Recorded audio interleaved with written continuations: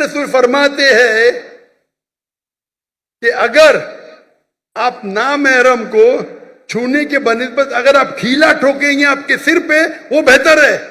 सही हदीस है, आप खीला ठोकेंगे सिर पे, वो बेहतर है बनिस्बत नामहरम को छूने के। और यहां की पाकिस्तान की सोशल मीडिया, डॉक्टर जाकिर ने सही किया क्या गलत किया? ये हिंदुस्तान में हो तो चलेगा, और पाकिस्तान की न्यूज हिंदुस्तान पिकअप कर रही है, मोदी मीडिया। क्या हो गया है?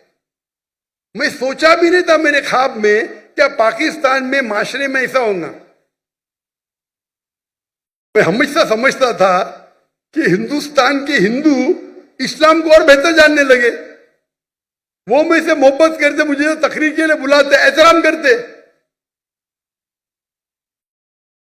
अब पाकिस्तान में गैर मुस्लिम ने मुसलमान बहस कर रहे, जाकिर ने सही किया क्या गलत किया, सही किया क्या गलत किया? अल्लाह हिदायत दे, अल्लाह हिदायत दे। कुछ लोग ने दिफा की, में क्या हो रहा है? ये तो दीन का बेसिक है कि आप नामहरम को छू नहीं सकते।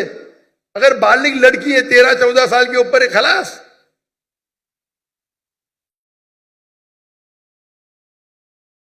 तो ये बेसिक तालीम है, ये तालीम फर्ज है। अमेरिका भेजना चाहते, अरे बेसिक तालीम है दीन में, क्या नामहरम को छुओ मत।